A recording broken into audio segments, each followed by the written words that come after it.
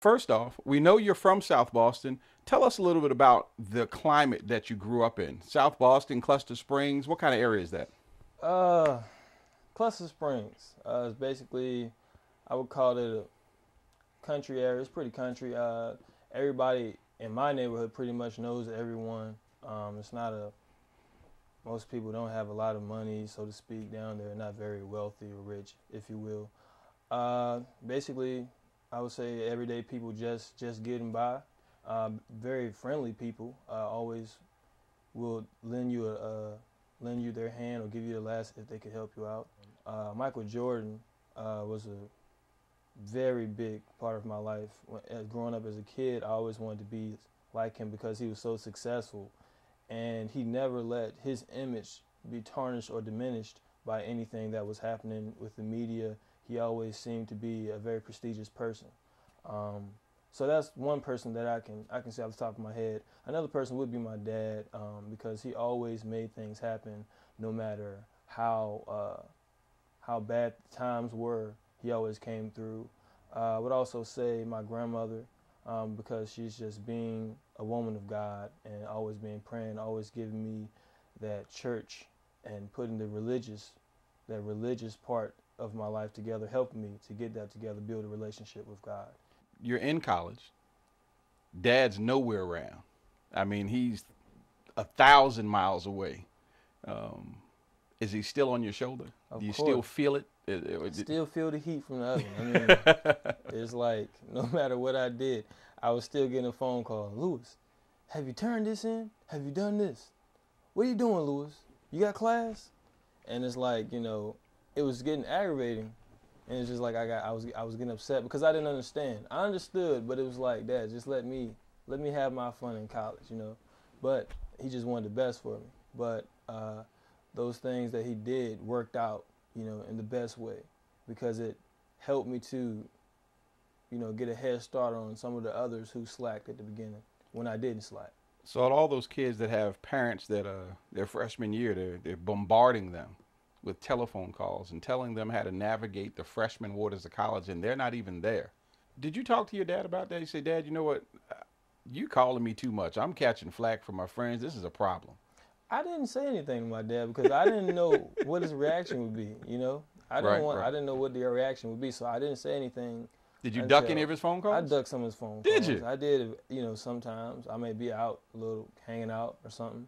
He may call, and to me, it was my better judgment to not answer the phone at that time. So let me just ask you something, because I'm a father too. So when we make those calls and we're looking for our sons, it's not that the phone battery is dead or we had a bad signal or I couldn't get the text. I'm in a bad spot. Y'all just ain't answering the phone. Sometimes we just not answer the phone because we know the conversation that we're going to get. Sometimes it's like, for instance, if I'm in the car with my friends, we had the music up loud, we're going somewhere. Show me the face you make when the call comes in. All I right, just so had that face. That's just how it sits. It's just because now you got to decide: am I going to answer the phone? If I don't answer the phone, he's going to call back. does he have a special ring so you know his ring? No, I keep the rings the same, so I'm Okay. always surprised every time. Okay. Sometimes I know it's him. You just feel it. It's just certain times I just know it's my dad. If it's 8:30 in the morning, it's my dad. Nobody else will call me at that time. It's like, Dad, you forget. I got I'm an class. hour behind you. Okay. It's 9:30 your time, 8:30 my time. And then if I don't answer the phone, I get one of these voicemails. Now I'm paying this bill, Louis. You answer the phone when I call, blah blah blah. Then I call back. That's a Oh, wake up call when that's- when we give you the I'm paying the bill. Y'all know that the call got to come back It's or got to come the phone back. won't be working Yeah, no right. time soon. That's the threat. That's the scare tactic. Okay. But yeah, that's the face, man. It's just Okay. man. Mm. But sometimes I had to use my better judgment. I feel because at certain times if I answer the phone with my dad, it may have been something I really wanted to do, and for me to hear what he had to say about it at that point in time, I knew it wasn't going to be something I wanted to hear, or Right. I knew it wasn't a good time because I'm around my friends and they're not going to be quiet. Let's talk a little bit about some of the things you've done with the Democratic National Convention and traveling abroad. Where was it you went to? Was it Costa Rica. Costa Rica? Yes, sir. Talk to us about your college career and some of the academic things. And this is where big. Well, I guess I'll start with Costa Rica. Costa Rica was a great experience. When I went to Costa Rica, my focus was to learn Spanish. I really wanted to learn Spanish. I was really interested in learning the language. But along learning the language, I learned the culture, the way of so to speak, so the way of life and the way that they think, and how simple their life is as opposed to ours in the United States. I learned a great deal of history, as along with learning the language.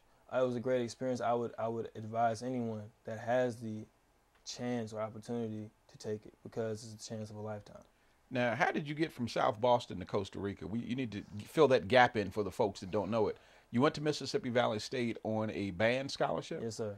And how did you end up in Costa Rica? You paid for it out your pocket? Well, what happened was I ended up on band scholarship, and the next year band, I got out of the band because the band director and I didn't see eye to eye as far as where my life was going. And band was basically a scholarship. It was money for me to go to school. That's how I looked at it. Mm-hmm. You understood there was a responsibility to I receive understood that there money, was a responsibility, and I did what I was supposed to do. Mm-hmm. But the band director didn't understand that there was also other things that I was trying to do in life, and he didn't respect that.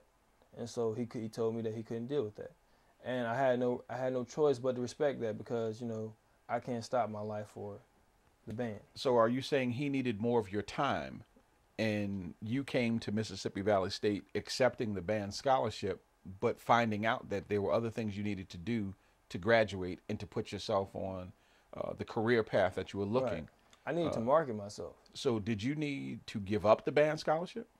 I didn't need to give up the band scholarship, but if he had been more optimistic, or open to me being in other clubs, mm-hmm. or being in other, school activities, then the relationship would have worked out, and I would still be in the band to this day. How old are you? 22. Are you having sex? Yes, I am. Are you wearing a condom? Yes, sir. Why? Protection. I don't want any children, and I don't want any type of diseases. Have any of the young ladies that you've had sex with asked you not to wear a condom? Yes, it has happened. And what happened? Was it a deal breaker? Did she say wear it? I mean, don't wear it or you ain't getting none. No, it didn't happen. I haven't had that happen. I have slipped up once. But, how you slip up? You can't slip up. You mean you chose not to put it on once? I chose not to. It was. I wasn't thinking with the greater mind. Let's put it like that. I wasn't thinking with the And how scared were you afterwards? I was praying every day. I changed my whole lifestyle. I was reading the Bible, praying, listening to gospel music. I didn't want that problem, the problem that could have came out. So were you worried about pregnancy or disease? My biggest issue was pregnancy because I'm not the type of guy to just mess with girls that I don't just mess with any type of girl, So age doesn't look pretty or ugly. Don't have a specific face. That's true, but you just trying to cut the odds down. I try to cut my odds down. I try to most of the time it's girls that I kind of have some type of relationship with.